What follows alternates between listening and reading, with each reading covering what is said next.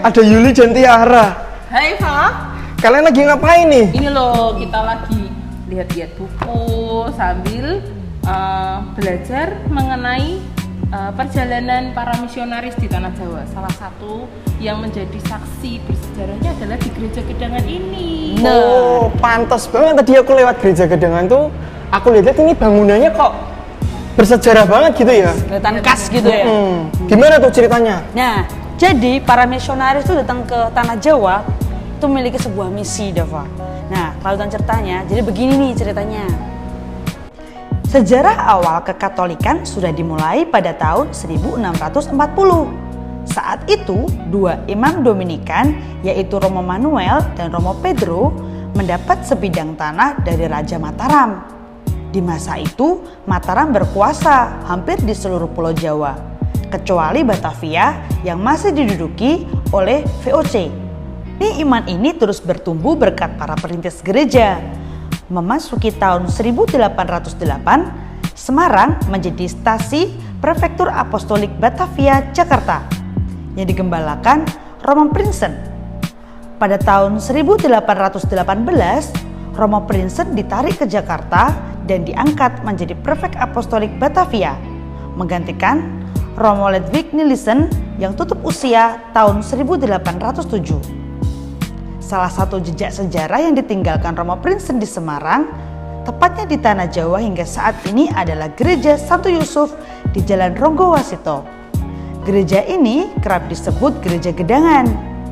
Gereja di kawasan Kota Lama Semarang ini berdiri tahun 1808 berkat pemerintahan Gubernur Jenderal Hindia Belanda.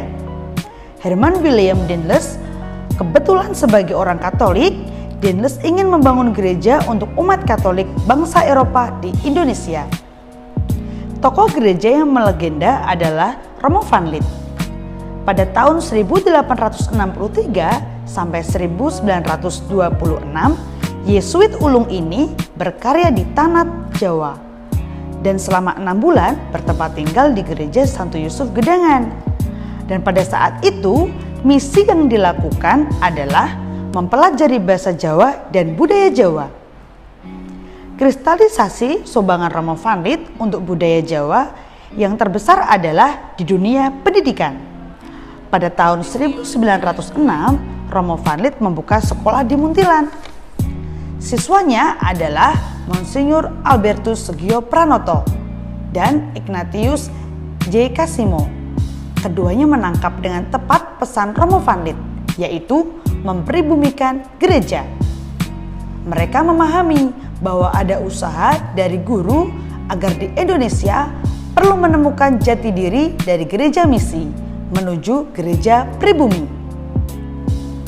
Pater van Lith memang sangat menekankan pentingnya misi Katolik melalui pendidikan. Bahkan ia berpendapat masa depan gereja Katolik di Indonesia akan ditentukan oleh sumbangan terhadap pendidikan. Kata van Lith, karya misi manapun yang tidak mulai dengan atau tidak berakar pada pendidikan akan menemui kegagalan. Ini adalah pesan penting dari perjalanan misi van Lith. Sejak tahun 1876, seluruh misi Katolik dipercayakan kepada Jesuit Belanda.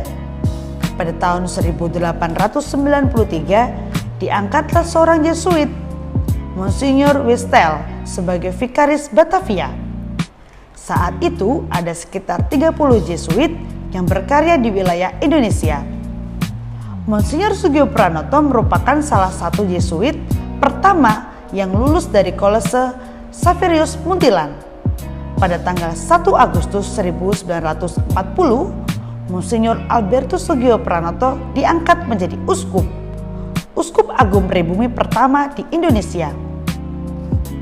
Nah, tak hanya itu, para suster OSF ternyata juga terlibat dalam karya misi ini. Mereka terlibat dalam mendirikan panti asuhan OSF pada tahun 1809. Karya misi suster OSF di Indonesia ini menjadi langkah awal yang dilakukan para suster OSF yang juga melakukan pelayanan pada anak-anak panti asuhan, khususnya di bidang pendidikan.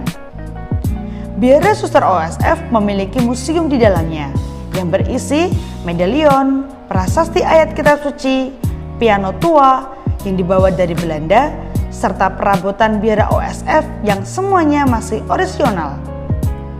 Museum diberi nama Rumah Studi Misi OSF karena di museum itu terdapat banyak peninggalan misi dari awal para suster OSF yang memberikan pelayanan dalam bentuk pendidikan untuk melanjutkan karya misi Van Lith.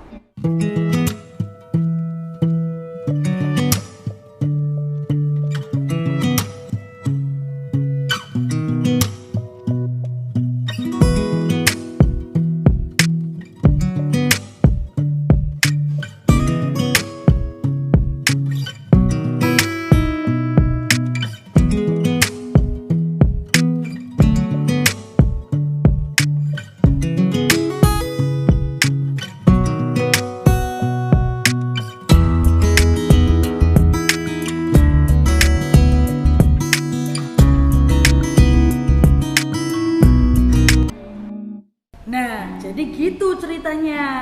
Oh gitu ya, oke. Keren ya kak ya ceritanya. Keren banget. Dan sekarang kita akan masuk ke dalam misi. Jadi kita juga punya misi untuk semua adik-adik maupun semua yang sedang menonton video kita ini. Jadi misinya dalam bentuk kuis. Kalau kalian mendengarkan video ini dan menyaksikannya dengan baik-baik, pasti bisa menjawab pertanyaan ini. Dengarkan ya. Pertanyaannya adalah, apa pesan misi dari Romo Van Lith untuk misinya di Tanah Jawa ini? Jawaban kalian silahkan dapat dikirimkan di link di bawah ini. Ya. Kakak tunggu sampai tanggal 20 Oktober 2020. Nah, sampai di sini dulu pertemuan kita untuk perjalanan misi di Semarang. Untuk selanjutnya, Iya, kita Kak. akan melanjutkan lagi di mana? Nah, jangan lupa saksikan Jelajah Misioner bersama Komisi Karya Misioner KVK PAN Semarang. dan pastinya adik-adik harus terus semangat dan Salam misioner.